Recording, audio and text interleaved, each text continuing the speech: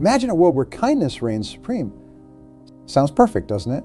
Well, hold on to your seats, because I'm about to shatter that illusion and show you how kindness, yes, kindness can absolutely ruin your life. Now you might be thinking, what?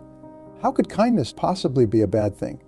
But stick with me and I will reveal the shocking truth about how being too kind can lead you down a path of destruction. 4 destructive ways kindness will destroy your life, your success, and your future by the end of this conversation. You'll understand why sometimes being too nice is the fastest way to fail. Number 1, kindness will destroy your boundaries. Picture this. You're at work burning the midnight oil to finish a crucial project. Suddenly, a colleague bursts in, begging for your help with their task. Being the kind person you are, you say yes. Sound familiar? Well, congratulations. You've just taken the first step towards ruining your life with kindness. You see, when you're too kind, you become a doormat. People will walk all over you, trampling your boundaries like they're nothing more than chalk lines on a sidewalk. Every time you say yes when you should say no, you're chipping away at your own self-respect. But it doesn't stop there. Oh no, it gets worse. Your kindness becomes a beacon, attracting energy vampires from miles around. These people will suck you dry, leaving you exhausted, overwhelmed, and wondering where your life went wrong. It's not just your personal life that suffers. In the business world, kind people are often seen as weak. Competitors will smell your kindness like sharks smell blood in the water. They will take advantage of your good nature, leaving you in the dust while they race ahead to success.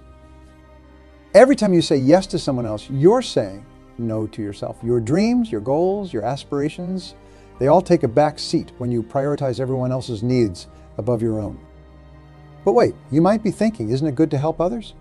Sure, in moderation. But when kindness becomes your default setting, when you can't say no, you're not just helping others, you're hurting yourself.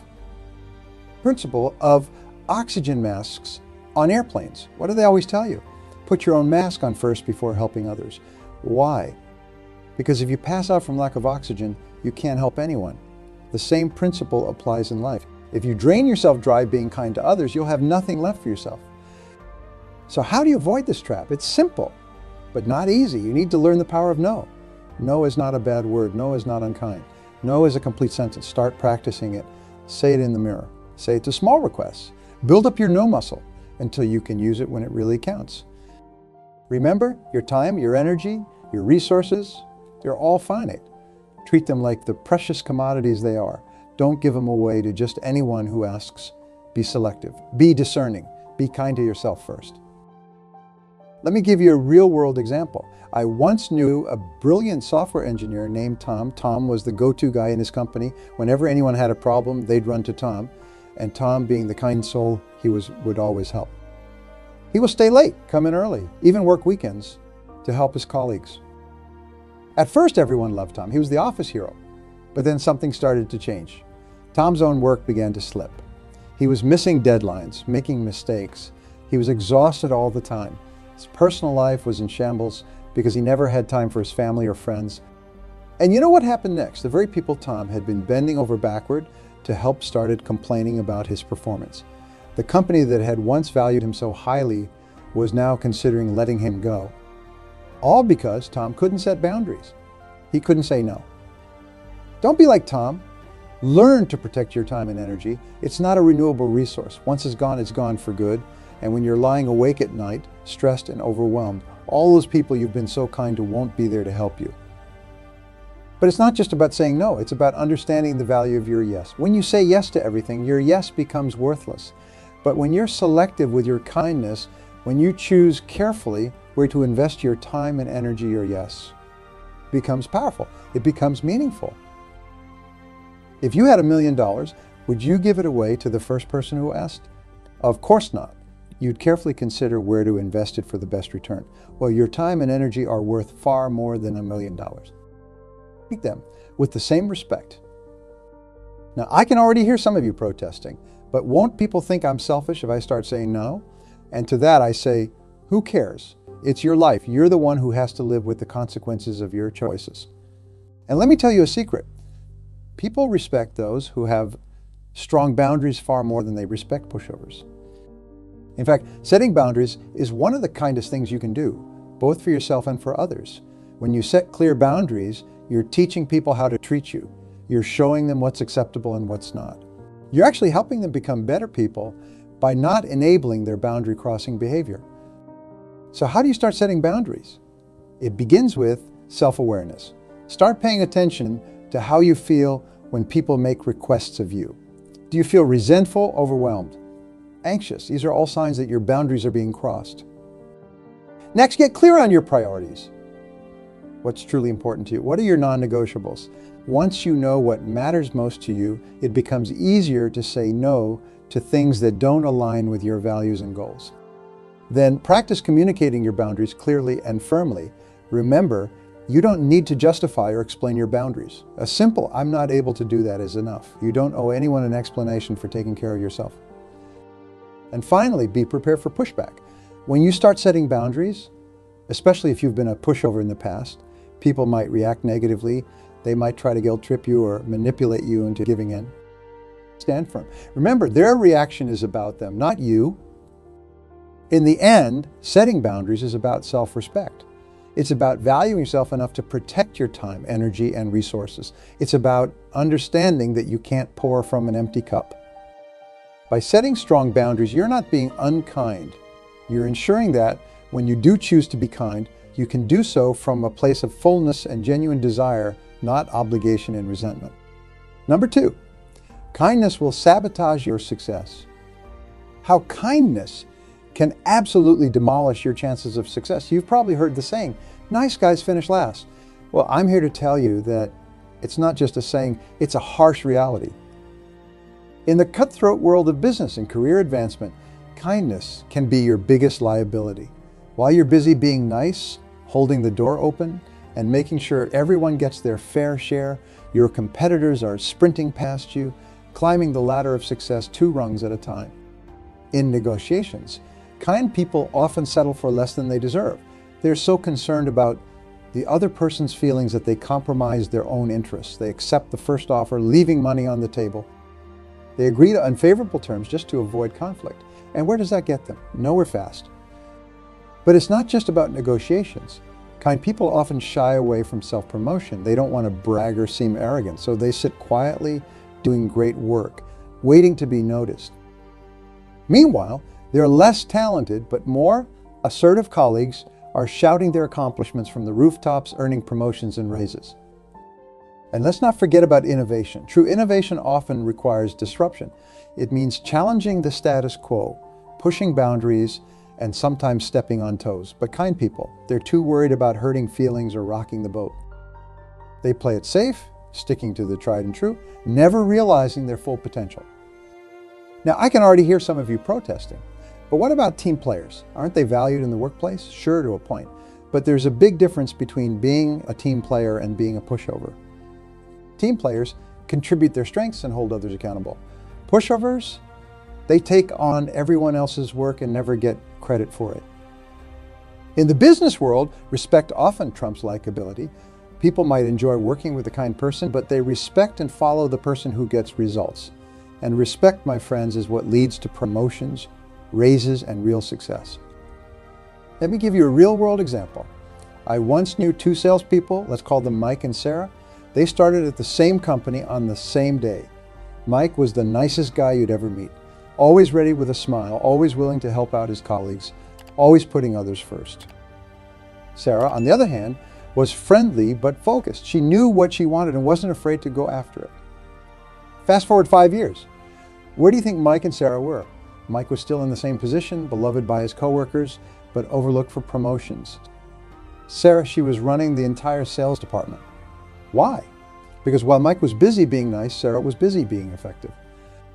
You see, Mike's kindness held him back. He will spend hours helping his colleagues with their pitches instead of perfecting his own.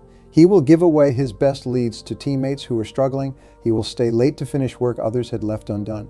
And sure, everyone loved Mike, but love doesn't pay the bills or advance your career. Sarah, on the other hand, knew how to balance being a team player with looking out for herself. She will help others, but not at the expense of her own work. She wasn't afraid to speak up in meetings to challenge ideas she disagreed with, to take credit for her accomplishments. And guess what? People respected her. Now, you might be thinking, but I don't want to be cutthroat or step on others to get ahead. And that's not what I'm saying at all. You don't have to be unkind to be successful, but you do need to be assertive. You need to advocate for yourself. You need to be willing to ruffle a few feathers if it means achieving your goals. By holding yourself back, by not reaching your full potential, you're actually doing a disservice to the world. You have unique talents, unique ideas, unique contributions to make. If you let misplaced kindness keep you from sharing those gifts with the world, that's not kind, it's selfish. So how do you avoid letting kindness sabotage your success? It's all about balance. You don't have to become a tyrant, but you do need to develop a backbone. Stand up for yourself, advocate for your ideas, take credit where it's due. Don't be afraid to ruffle a few feathers if it means achieving your goals. Start by recognizing your own worth. You have value to bring to the table. Your ideas matter. Your contributions are important. Don't downplay them in an attempt to be humble or kind. False modesty serves no one. Next, learn to speak up. In meetings, in negotiations, in day-to-day interactions, and make your voice heard. If you have an idea, share it. If you disagree with something, say so. If you've accomplished something great, let people know. Remember, if you don't toot your own horn, there's no music. And when it comes to innovation and disruption, remember this. Sometimes the kindest thing you can do is shake things up. If you see a better way of doing things, speak up. If you have an idea that could revolutionize your industry, pursue it. Don't let fear of upsetting the status quo hold you back. Real progress often requires a bit of discomfort. But what about teamwork, you might ask? Isn't that important for success too? Absolutely. But there's a big difference between being a team player and being a doormat. A good team player contributes their strengths, holds others accountable, and isn't afraid to challenge ideas for the good of the team. They don't just go along to get along. Remember, success isn't handed out like party favors to the nicest person in the room. It's earned through hard work, smart decisions, and yes, sometimes putting yourself first. Don't let misplaced kindness hold you back from reaching your full potential. In the end, true kindness isn't about always putting others first. It's about creating a balance where you can take care of yourself and others. It's about recognizing that by achieving your own success, you put yourself in a position to help even more people. It's about understanding that your success can be a rising tide that lifts all boats. So go ahead, be kind. But be kind in a way that doesn't sabotage your own success. Be kind in a way that allows you to reach your full potential. Because when you do that, when you achieve real success, you'll be in a position to practice the greatest kindness of all, lifting others up along with you. Number 3, kindness will drain your resources. Something that hits close to home for many of us, our wallets. Yes, that's right. Kindness can be a direct route to financial ruin. How, you ask? Well, buckle up because I'm about to show you how being too kind can leave you broke and desperate. The last time someone asked you for money, maybe it was a friend down on their luck or a relative with a sob story.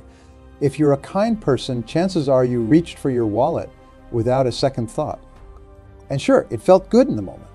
You were the hero, the savior, the kind soul who came to the rescue. But here's the problem. It rarely stops at just one favor. Once people know you're an easy mark, they will keep coming back for more and more and more. Before you know it, you're the neighborhood ATM doling out cash left and right while your own savings account withers away to nothing. But it's not just about lending money. Kind people often overspend on gifts trying to make others happy. They pick up the tab at group dinners. They donate to every charity that asks. And while generosity can be a beautiful thing, when it's not balanced with financial responsibility, it becomes a one-way ticket to poverty. Now, you might be thinking, but isn't it good to help others? Of course it is in moderation. But when your kindness extends to the point where you're jeopardizing your own financial security, that's not kindness anymore. That's self-sabotage.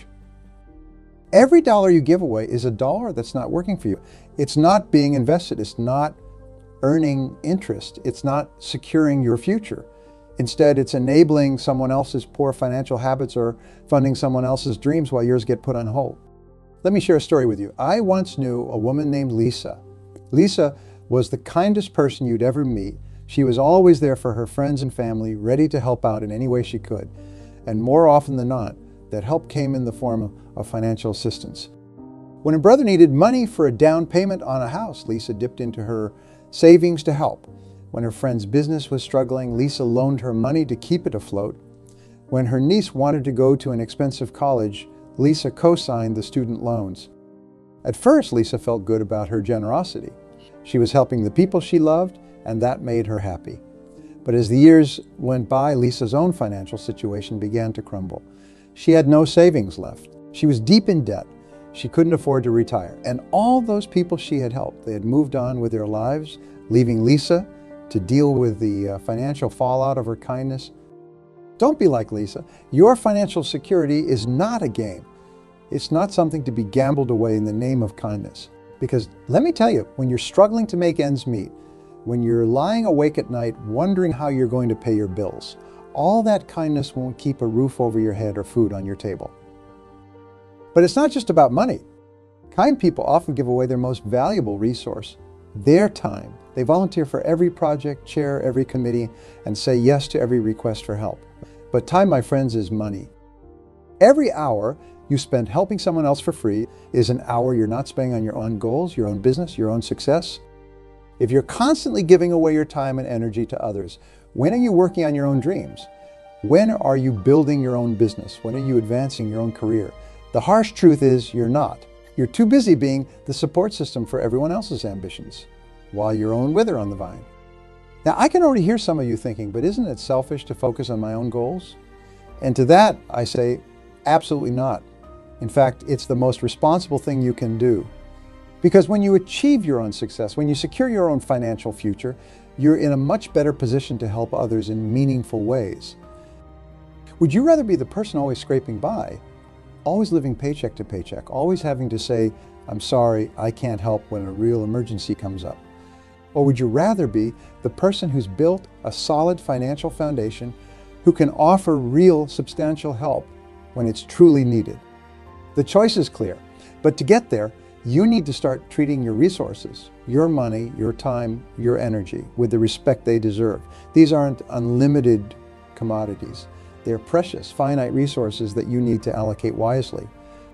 So how do you avoid letting kindness drain your resources?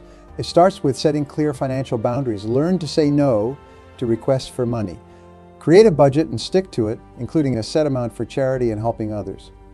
Remember, you can't pour from an empty cup. You need to secure your own financial future before you can truly help others. When it comes to your time, be selective. Volunteer for causes that truly matter to you, not just because someone asked. Learn to value your time as much as you value your money. If someone wants your expertise, consider charging for it. Your skills and knowledge have value. Don't give them away for free. An important aspect of managing your resources, investing in yourself. This is something that kind people often neglect. They're so busy taking care of others that they forget to take care of themselves. But here's the truth. Investing in yourself is the best investment you can make. What do I mean by investing in yourself? I'm talking about education, skill development, personal growth. These are the things that increase your value, that make you more capable, more efficient, more successful. And the more successful you are, the more resources you'll have to help others, if you choose to do so. But kind people often feel guilty about spending money on themselves. They will happily spend $500 on a gift for a friend, but balk at the idea of spending that same amount on a course that could advance their career. They will give away hours of their time to help others, but feel selfish taking an hour for themselves to meditate or exercise. This is backwards thinking. It's like refusing to maintain your car and then wondering why it breaks down when you need it most. You are your own most valuable asset. If you don't invest in yourself, if you don't maintain and upgrade your skills and knowledge, you're setting yourself up for failure.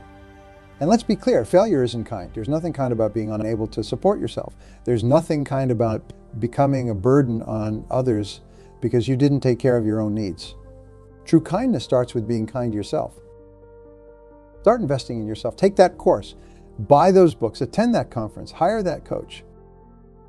Yes, it might feel uncomfortable at first. You might feel guilty or selfish, but push through those feelings, because the more you invest in yourself, the more valuable you become. And the more valuable you become, the more you can contribute to the world, if that's what you choose to do.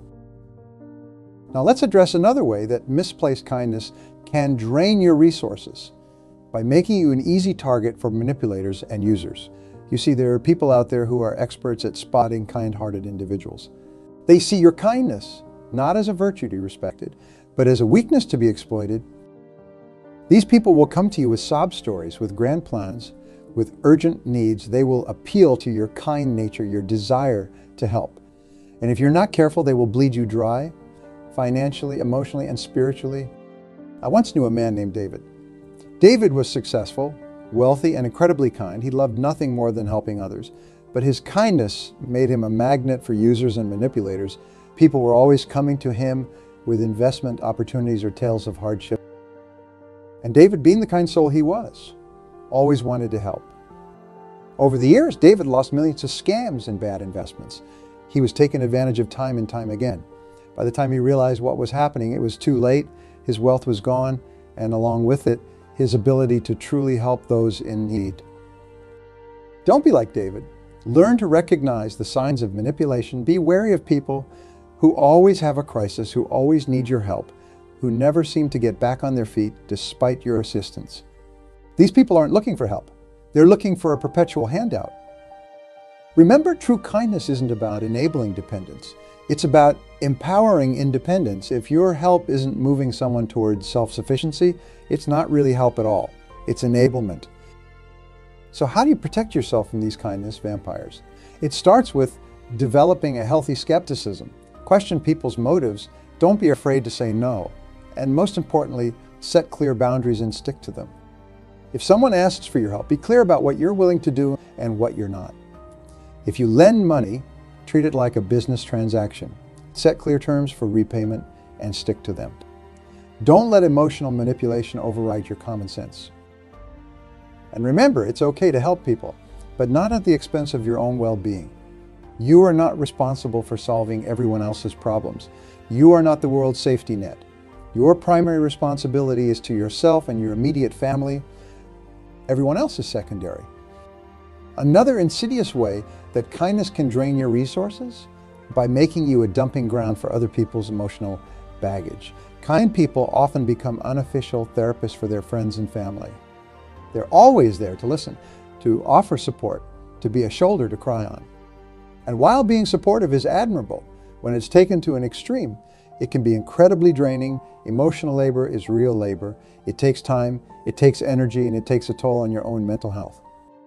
I have seen kind people who are constantly exhausted, constantly stressed because they're carrying the emotional burdens of everyone around them. They can't say no when someone needs to talk, even if it's the middle of the night. They can't set boundaries around their emotional availability, and as a result, they're always running on empty. This isn't kindness, it's martyrdom. And martyrdom isn't sustainable. Eventually, you'll burn out. You'll have nothing left to give, not to others and not to yourself. So how do you avoid becoming an emotional dumping ground? First, recognize that you are not responsible for other people's emotions. You can be supportive without taking on their problems as your own. Learn to listen without feeling the need to fix everything. Set boundaries around your emotional availability. It's okay to say, I care about you, but I don't have the capacity to discuss this right now. It's okay to redirect people to professional help if their needs are beyond what you can reasonably provide. And most importantly, prioritize your own emotional well-being. You can't be a source of strength for others if you're emotionally depleted yourself. Take time for self-care.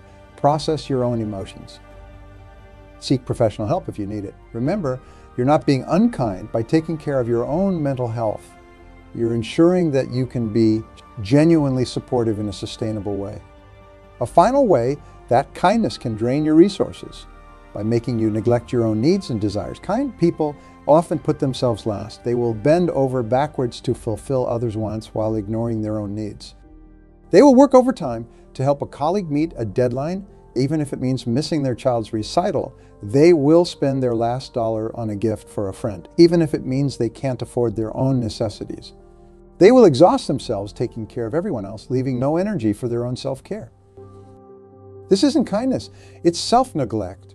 And self-neglect is a fast track to burnout, resentment, and a life of unfulfilled potential. Your needs matter, your wants matter, your dreams and aspirations matter, and by constantly putting them on the back burner in the name of kindness, you're not just shortchanging yourself, you're shortchanging the world. You have unique gifts, unique talents, unique contributions to make, but if you're constantly drained, constantly depleted, constantly putting yourself last, how can you ever bring those gifts to fruition? How can you ever reach your full potential? So start prioritizing your own needs. Start treating yourself with the same kindness and consideration that you show others. When you're making decisions, ask yourself, what do I need? What do I want? What's best for me? These aren't selfish questions. They're necessary questions for a balanced, fulfilling life. Remember, self-care isn't selfish, it's essential. You can't serve from an empty vessel. By taking care of yourself, by honoring your own needs and desires, you're ensuring that you have the resources, the emotional, physical, and financial, to be truly kind and helpful to others when it really matters. Kindness is a beautiful quality. The world needs more kindness, more compassion, more consideration for others, but kindness without boundaries, kindness without self-respect, kindness that comes at the expense of your own well-being. That's not true kindness at all. True kindness starts with being kind to yourself. It's about finding a balance between caring for others and caring for yourself. It's about understanding that you can't help others if you're depleted, broke, or burned out. I want you to make a commitment. Commit to being kind, but kind in a way that doesn't ruin your life, kind in a way that respects your own needs, your own boundaries, your own resources, kind in a way that allows you to thrive, to succeed, to reach your full potential. Because when you do that, when you achieve that balance, that's when you'll be able to practice the deepest, most impactful kindness of all.